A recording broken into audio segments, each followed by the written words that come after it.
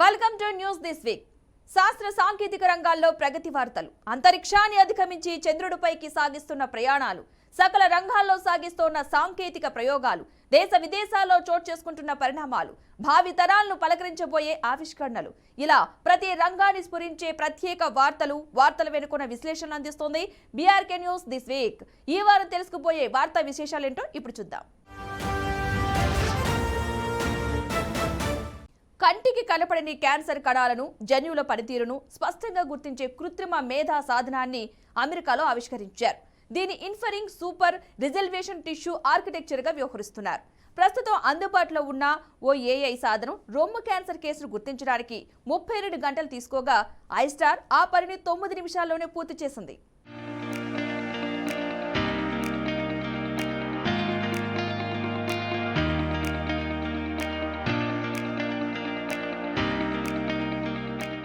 ఆసియాలో China, Bharat, Japan దేశాల్లో అత్యధిక క్యాన్సర్ కేసులు, మరణాలు సంభవిస్తున్నాయి. 2019వ సంవత్సరంలో భారతదేశంలో 12 లక్షల కొత్త క్యాన్సర్ కేసులు నమోదు కాగా ఆ వ్యాధి వల్ల 9,30,000 మంది మరణించారు. ఈ విషయంలో చైనా తర్వాతి స్థానంలో భారత్ ఉన్నట్లు లాన్సెట్ పత్రిక తాను ప్రచురితం చేసిన అధ్యయనం తెలిపింది. 2019వ సంవత్సరంలో ఆసియా దేశాల్లో మొత్తం 94 లక్షల కొత్త క్యాన్సర్ కేసులు నమోదయ్యాయి. వీటిలో 56 లక్షల మంది మరణించారు. ఈ మొత్తం క్యాన్సర్ కేసుల్లో చైనాలో అధికంగా నమోదైనట్లు ఆ పత్రిక తెలిపింది.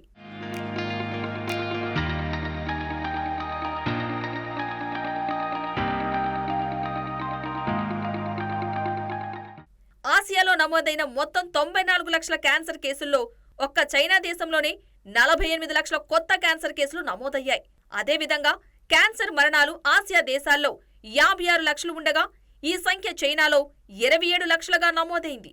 అంటే ఆసియాలో నమోదవుతున్న క్యాన్సర్ కేసుల్లోనూ మరణాల్లోనూ సగం మేర ఒక్క చైనాలోనే చోటు చేసుకుంటున్నాయి. ఇక మరో దేశం జపాన్లో 9 లక్షల కొత్త క్యాన్సర్ కేసులు నమోదు కాగా 4,40,000 మరణాలు సంభవించాయి.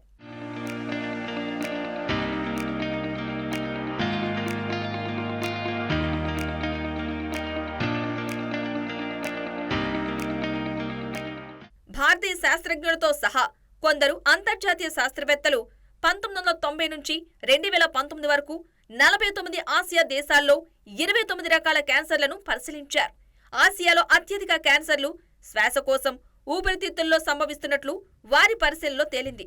వారి అధ్యయన కాలంలో ఈ వ్యాధి 13 లక్షల మందికి సోకగా 12 లక్షల మంది మరణించారు. ఈ తరుణంలో అమెరికాలోని పెన్సిల్వేనియా విశ్వవిద్యాలయం పరిశోధకులు ఆవిష్కరించిన ఐస్టార్ వ్యాధిని క్షణాల్లో గుర్తిస్తుంది.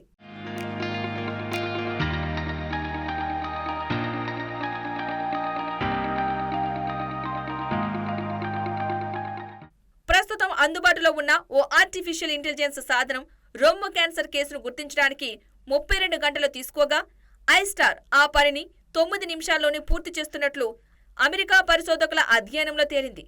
ఎక్స్రే చిత్రాల ద్వారా కానీ ఇతర సాంప్రదాయ పద్ధతుల్లో కానీ వెంటనే గుర్తించలేకపోతున్న క్యాన్సర్లను కూడా ఐస్టార్ ఇట్టే పట్టేస్తుంది.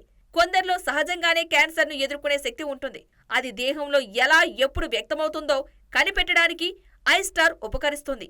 తద్వారా ఏ రోగులు క్యాన్సర్ను సమర్థవంతంగా ఎదుర్కోగలరో ముందే గుర్తించవచ్చు.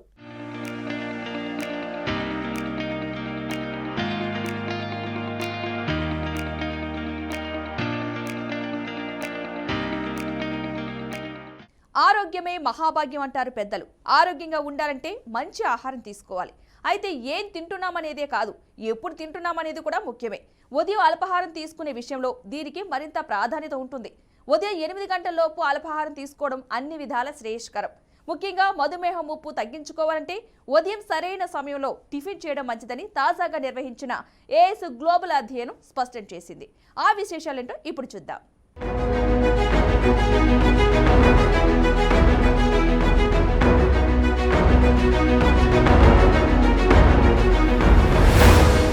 మనలో చాలా మంది ఉదయం సరైన సమయంలోనే అల్పాహారం తీసుకుంటారు. సరైన సమయం అంటే ఇక్కడ ఉదయం 8 గంటలలోపు అని అర్థం. అయితే కొంతమంది మాత్రం ఉదయం టిఫిన్ చాలా ఆలస్యంగా చేస్తారు. అంటే 9 గంటల తర్వాత 11 గంటల వరకు కూడా అల్పాహారం తీసుకుంటూనే ఉంటారు. అదొక అలవాటుగా తయారైంది కొంతమందికి. అయితే ఉదయం 8 గంటలలోపు అల్పాహారం తీసుకున్న వారు మధుమేహం ముప్పును తప్పించుకోవచ్చట. ఉదయం 9 గంటల తర్వాత అల్పాహారం చేసిన వారితో పోలిస్తే ఉదయం 8 గంటల్లోపు టిఫిన్ తిన్న వారికి మధుమేహం ముప్పు 59% వరకు తగ్గుతున్నట్లు ఐఎస్ గ్లోబల్ నిర్వహించిన సర్వేలో తేలింది. మరి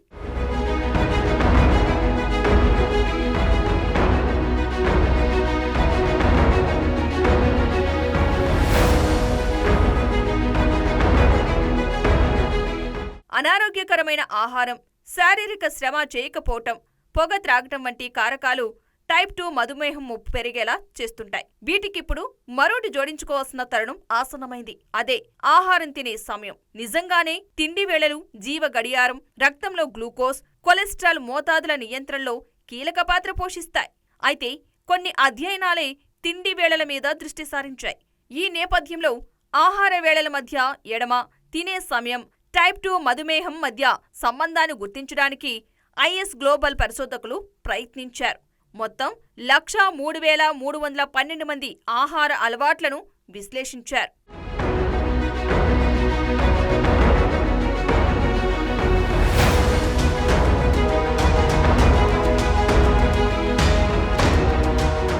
తొలి 2 ఏళ్లు సగటు ఆహార పద్ధతుల ఆధారంగా 7 ఏళ్లకు పైగా వారి ఆరోగ్య తీరుతెన్నులను ఈ అధ్యయనంలో పరిశీలించారు. వీరిలో కొత్తగా 963 మంది మధుమేహం బారిన పడగా, రోజు ఉదయం 9 గంటల తర్వాత అల్పాహారం చేసిన వారికి ముప్పు గణనీయంగా ఎక్కువగా ఉంటున్నట్లు వీరు నిర్వహించిన అధ్యయనంలో తేలింది.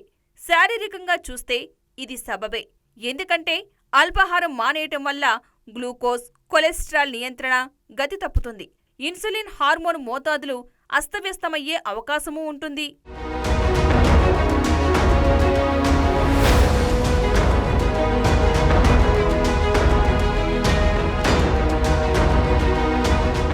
అల్పాహారమే కాదు, రాత్రి భోజనం ఆలస్యంగా చేసేవారికి, అంటే రాత్రి 10 గంటల తర్వాత తినేవారికి మధుమేహం ముప్పు పెరుగుతున్నట్లు పరిశోధకులు గుర్తించారు.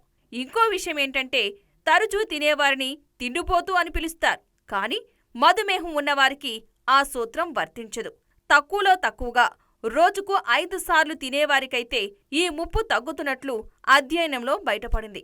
అలాగే ఎక్కువసేపు ఉపవాసం ఉన్నవారి విషయంలోనూ ఉదయం 8 గంటల్లోపు అల్పాహారం, పెందలాడే రాత్రి భోజనం చేస్తేనే మంచి ఫలితం కనిపిస్తున్నట్లు తేలటం గమనార్హం.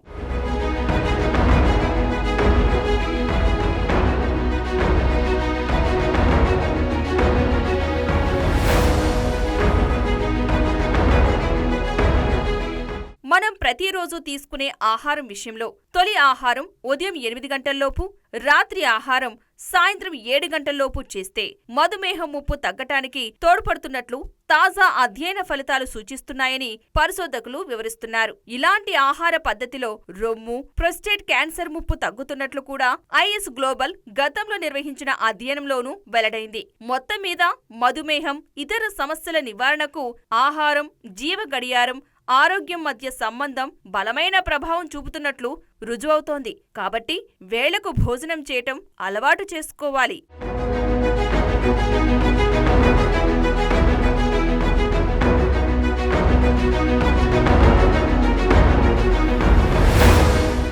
నేటి డిజిటల్ యుగంలో ప్రతిదీ ఎలక్ట్రానిక్ పరికరమే. వాటి పనికి ఛార్జింగ్ కీలకం. ఈ విషయం మనందరికీ తెలిసిందే.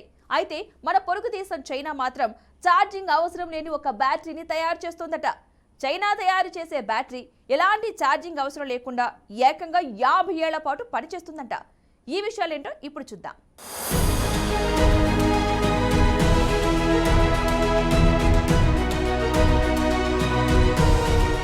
ప్రతి ఒక్కరి చేతిలో విరివిగా కనిపించే ఎలక్ట్రానిక్ వస్తువు ఏదైనా ఉందంటే అది సెల్ ఫోన్. సెల్ ఫోన్ పనిచేయాలంటే ముందుగా దానికి ఛార్జింగ్ అవసరం. సెల్ ఫోన్ మాత్రమే కాదు, ఛార్జింగ్ ఆధారంగా ప్రస్తుతం అనేక ఎలక్ట్రానిక్ వస్తువులు పనిచేస్తున్నాయి. వాటన్నింటికీ ఛార్జింగే ఆధారం. ల్యాప్టాప్, ఏరోస్పేస్, ఆర్టిఫిషియల్ ఇంటెలిజెన్స్ పరికరాలు, చిన్న డ్రోన్లు, మైక్రో రోబోలు, ఇలా చెప్పుకుంటూ పోతే చాలా ఎలక్ట్రానిక్ పరికరాలకు ఛార్జింగ్ తోనే పని నడుస్తుంది. ఎలక్ట్రానిక్ పరికరం ఎంత ముఖ్యమో దాని వెంట ఛార్జింగ్ కూడా అంతే ముఖ్యమైంది.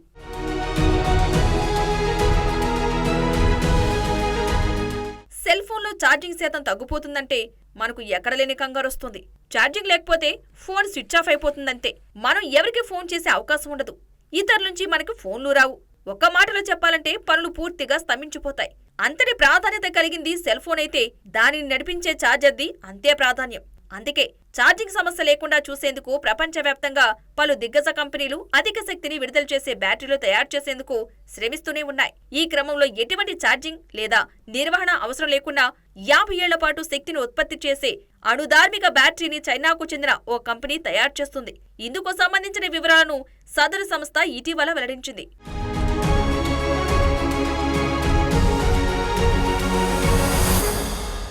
బీజింగ్కు చెందిన బీటా వోల్ట్ అనే ఓ సాఫ్ట్వేర్ కంపెనీ ఓ న్యూక్లియర్ బ్యాటరీని అభివృద్ధి చేస్తోంది. BV100 పేరుతో పిలుస్తున్న ఈ బ్యాటరీ పరిమాణం ఓ కాయిన్ కంటే చిన్నదిగా ఉంటుంది. నికెల్ 63 ఐసోటోప్ డైమండ్ సెమీ కండక్టర్లతో ఈ బ్యాటరీని రూపొందిస్తున్నారు. 3 వోల్టుల వద్ద ఇది 100 మైక్రోవాట్ల శక్తిని విడుదల చేస్తుంది. 2025 నాటికి దీన్ని 1 వాట్ ఉత్పత్తి చేసే లక్ష్యంగా ప్రయత్నాలు చేస్తున్నారు. అణుశక్తిని అత్యంత సూక్ష్మీకరణ చేసి అభివృద్ధి చేసిన ఈ తరహా బ్యాటరీ ప్రపంచంలోనే మొదటిదని బీటా వోల్ట్ వెల్లడించింది. ప్రస్తుతం ఇది పరీక్షల దశలోనే ఉంది.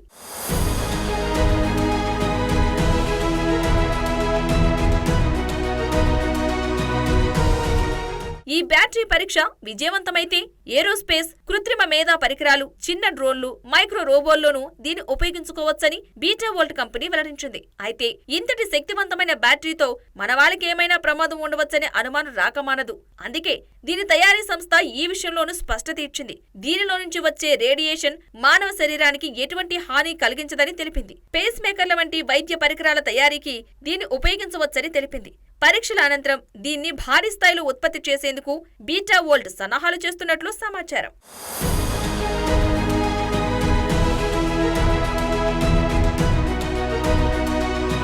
సాధారణంగా అంతర్జాతీయ వాణిజ్యంలో ఏ దేశపు కరెన్సీనైనా అమెరికా డాలర్ విలువలో చెల్లిస్తూ ఉంటారు. చాలా దేశాల్లోని కరెన్సీ కంటే US డాలర్ విలువ కాస్త ఎక్కువగానే ఉంటుంది. అమెరికా డాలర్తో పోలిస్తే మన రూపాయి మారకం విలువ సుమారు 83 రూపాయల వద్ద ఉంది. అమెరికాతో పాటు మరికొన్ని దేశాల కరెన్సీ కూడా రూపాయి కంటే ఎక్కువే. అందుకే ఆయా దేశాల్లో పర్యటించాలన్నా, అక్కడే స్థిరపడాలన్నా బోలెడంత డబ్బు ఖర్చు అవుతోంది. కానీ కొన్ని దేశాల్లో అక్కడి కరెన్సీ కంటే మన రూపాయి విలువ అధికంగా ఉంది. ఆ దేశాలేంటో ఇప్పుడు చూద్దాం.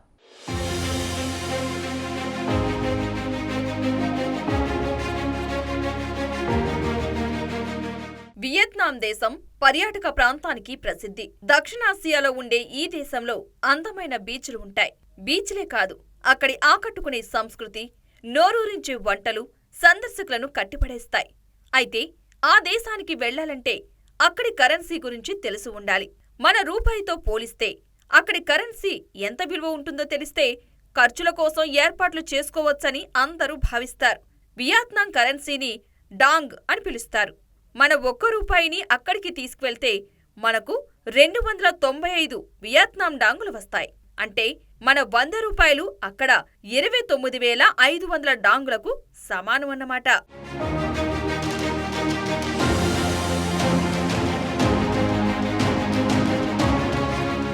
వియత్నాం తర్వాత మరో దేశం లావోస్ను తీసుకుంటే ఆ దేశంలోనూ అత్యంత అందమైన గ్రామాలు, జలపాతాలు చూడటానికి సందర్శకులు వస్తూ ఉంటారు. చాలా వరకు అంతర్జాతీయ సదస్సులు కూడా లావోస్ వేదికగా జరుగుతూ ఉంటాయి.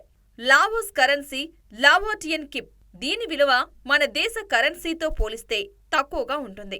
మన 1 రూపాయికి లావోస్కు చెందిన కరెన్సీలో 248 లావోటియన్ కిప్లు వస్తాయి. అంటే మన 100 రూపాయలు అక్కడ 24,816 లావోటియన్ కిప్లకు సమానం.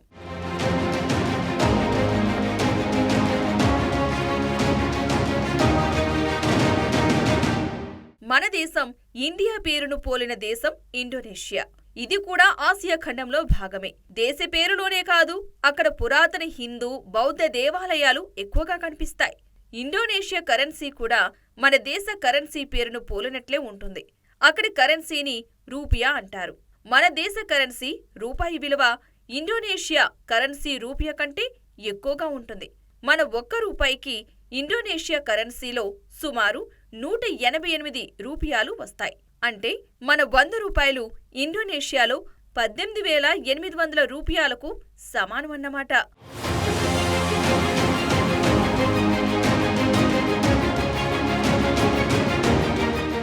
మధ్య ఆసియాలో ఇస్లామిక్ దేశాల సరసన ఉన్న ఉజ్బెకిస్తాన్లో ఆధునిక భవనాలతో పాటు 17వ శతాబ్దం నాటి నిర్మాణాలు, సాంస్కృతిక అవశేషాలు కనిపిస్తూ ఉంటాయి. ఆ దేశంలో ఎటు చూసినా ఇస్లామిక్ శైలి కట్టడాలు, మసీదులు దర్శనమిస్తాయి. ఉజ్బెకిస్తాన్ దేశపు కరెన్సీ ఉజ్బెకిస్తానీ సోమ్. మన రూపాయి విలువ అక్కడ 148 సోమ్లకు సమానం. అంటే మన దేశ కరెన్సీలో 100 రూపాయలకు ఉజ్బెకిస్తాన్లో 14,800 సోమ్స్ ఉన్నట్లు లెక్క. ఇక కాంబోడియా దేశంలో చారిత్రక నిర్మాణాలు, మ్యూజియంలు చూసేందుకు ఏటా లక్షలాది మంది పర్యాటకులు వెళుతూ ఉంటారు. కాంబోడియా కరెన్సీని కాంబోడియన్ రియల్స్ అని పిలుస్తారు. మన 100 రూపాయలకు అక్కడ 4,900 రియల్స్ వస్తాయి.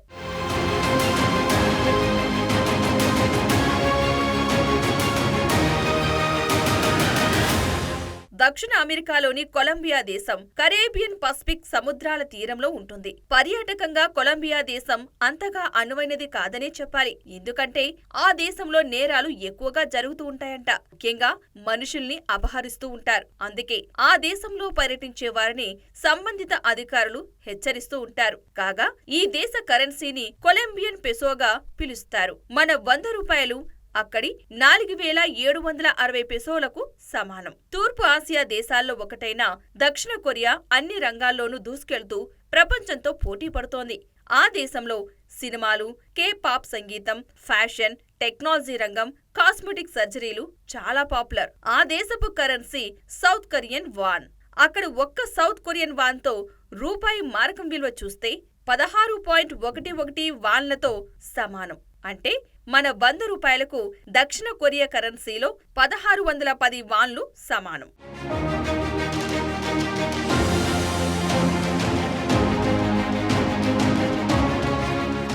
ఇవి ఇతర దేశాల్లో కరెన్సీ మన దేశ కరెన్సీ కంటే తక్కువ విలువ కలిగినవి. మీరెప్పుడైనా ఆయా దేశాలకు వెళ్లాలంటే ఇప్పుడు చెప్పే విలువలు మాత్రమే చూడవద్దు. ఈ విలువలు ఎప్పటికప్పుడు మారుతూ ఉంటాయి.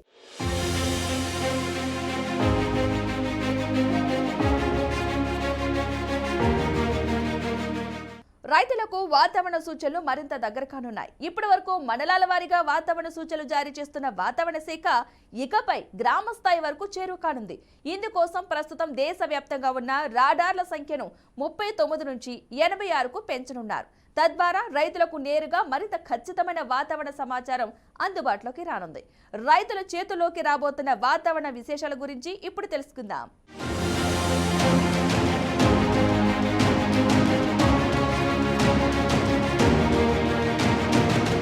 మనిషి నిత్య జీవనానికి వాతావరణానికి విడదీయరాని అనుబంధం ఉంది. ఒక్క మాటలో చెప్పాలంటే మనిషి జీవితమే వాతావరణంతో ముడిపడి ఉంటుంది. ఏ పని చెయ్యాలన్నా వాతావరణం అనుకూలించాల్సిందే. మనిషి మనుగడకు అతి ముఖ్యమైన వ్యవసాయ రంగానికి ఇది మరీ ముఖ్యం. రైతులకు వాతావరణ సూచనలు ఖచ్చితంగా తెలిస్తేనే వ్యవసాయంలో నష్టాలు రాకుండా తగ్గించుకోవచ్చు. అయితే ఇప్పటి వరకు వాతావరణ శాఖ వర్షాల గురించి, ఎండ తీవ్రత గురించి, చలి గురించి ఎప్పటికప్పుడు ప్రజలకు అప్రమత్తం చేస్తూనే ఉంది. భారత వాతావరణ శాఖ 150వ వసంతంలోకి అడుగుపెట్టి ప్రస్తుతం ఏడాది పాటు 150వ వార్షికోత్సవాలు దేశవ్యాప్తంగా నిర్వహిస్తున్నారు. ఈ సందర్భంగా భారత వాతావరణ విభాగం రైతులకు మరింత ఖచ్చితమైన సమాచారం తెచ్చే ప్రయత్నం చేస్తుంది.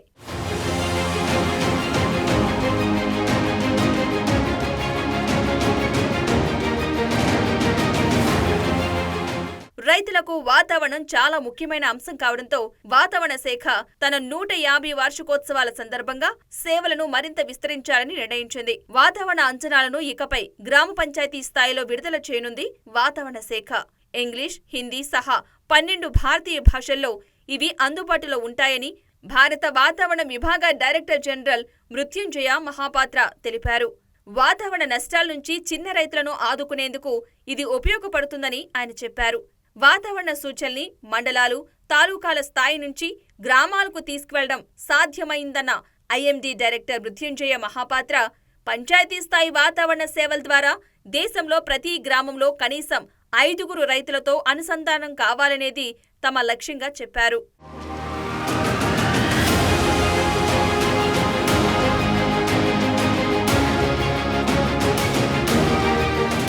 ఇకపై తీవ్రమైన వాతావరణ హెచ్చరికలతో పాటు గరిష్ట, కనిష్ట ఉష్ణోగ్రతలు, గాలిలో తేమ శాతం, గాలుల వేగం వంటి వివరాలను పంచాయతీ వాతావరణ సేవ ద్వారా రైతులు పొందవచ్చు.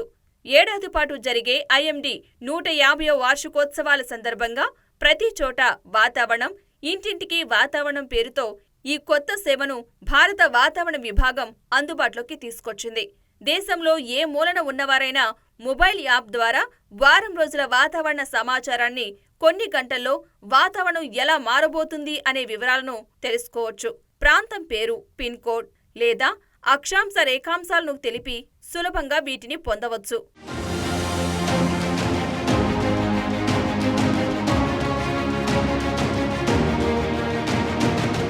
వాతావరణ సమాచారాన్ని ప్రతి ఒక్కరి దైనందిన కార్యకలాపాల్లో భాగం చేయాలనేది భారత వాతావరణ విభాగం ఉద్దేశంగా నిర్దేశించుకుంది. పిడుగుపాటై హెచ్చరికల్ని ఇప్పుడు 1200 నగరాలు, పట్టణాల్లో అందిస్తున్నారు. క్రీడలు, పారిశ్రామిక రంగాలు వాతావరణ సమాచారాన్ని తగిన స్థాయిలో వినియోగించుకోవడం లేదని ఐఎండీ డైరెక్టర్ మహాపాత్ర తెలిపారు. నిర్మాణపు పనులు ప్రారంభించే ముందు, పెళ్లిళ్లు చేసే ముందు కూడా ప్రజలు వాతావరణ వివరాలు వినియోగించుకోవాలని తాము కోరుకుంటున్నట్లు ఆయన చెప్పారు.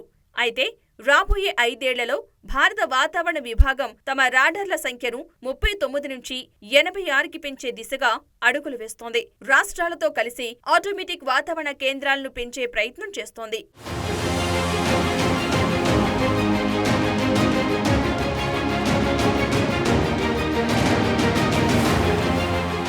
వాతావరణ సమాచారాన్ని వాడుకుని తదనుగుణంగా స్పందిస్తే వర్షాధార ప్రాంతాల్లోని చిన్న రైతులు సుమారు 12,500 రూపాయల వరకు లబ్ధి పొందవచ్చని వాతావరణ శాఖ అధికారులు చెబుతున్నారు. ఇప్పటి వరకు 3 కోట్ల మంది రైతులకు చేరువైన వాతావరణ విభాగం ఆ 3 కోట్ల మంది రైతులకు 13,300 కోట్ల మేర లబ్ధి కలిగినట్లు స్పష్టం చేస్తుంది. దేశంలోని 10 కోట్ల మంది రైతులకు సేవలు చేరువ చేయగలిగితే జీడీపీగా పిలిచే స్థూల జాతీయోత్పత్తి పెరుగుతుందని ప్రభుత్వం భావిస్తోంది.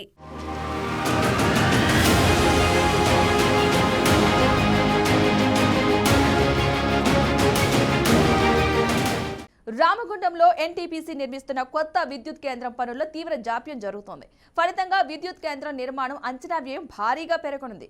పనుల్లో ఆలస్యం కారణంగా సుమారు 3,400 కోట్ల రూపాయలు అదనంగా మూల్యం చెల్లించాల్సి వస్తోంది.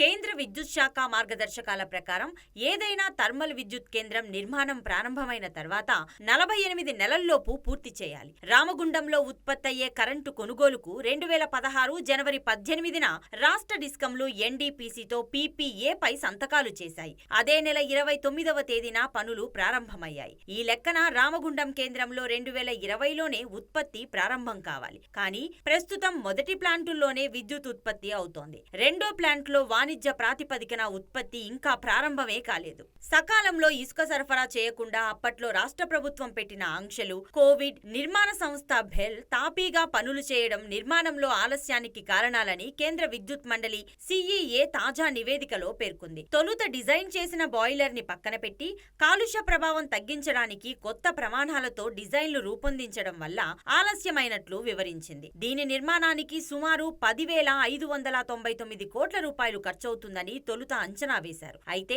పనుల్లో తీవ్ర జాప్యం వల్ల నిర్మాణ పనుల అంచనా వ్యయం ఏకంగా 14,000 కోట్ల రూపాయలకు చేరిందని సిఈఏ ప్రకటించింది.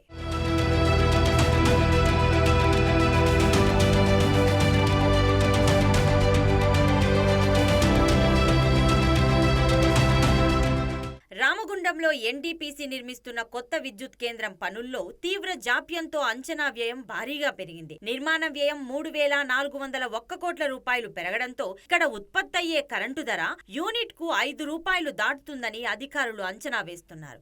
కాగా రెండో ప్లాంట్లో అతి త్వరలో పూర్తి స్థాయిలో విద్యుత్పత్తి ప్రారంభించేందుకు సన్నాహాలు చేస్తున్నట్లు ఎన్డీపీసీ అధికారులు తెలిపారు.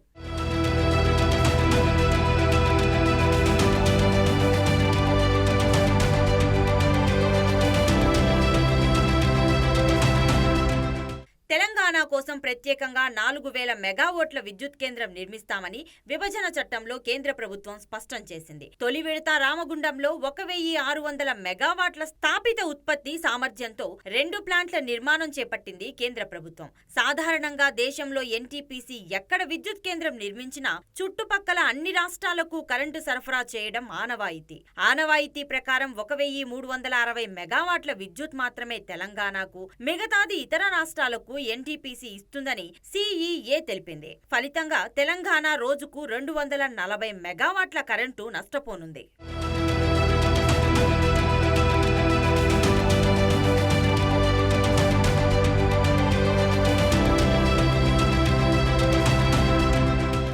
ఇది వారం న్యూస్ దిస్ వీక్. మరిన్ని విశేషాలతో వచ్చే వారం న్యూస్ దిస్ వీక్ లో మళ్ళీ కలుద్దాం. కీప్ వాచింగ్ వీఆర్కే న్యూస్, తెలుగుడి సత్తా.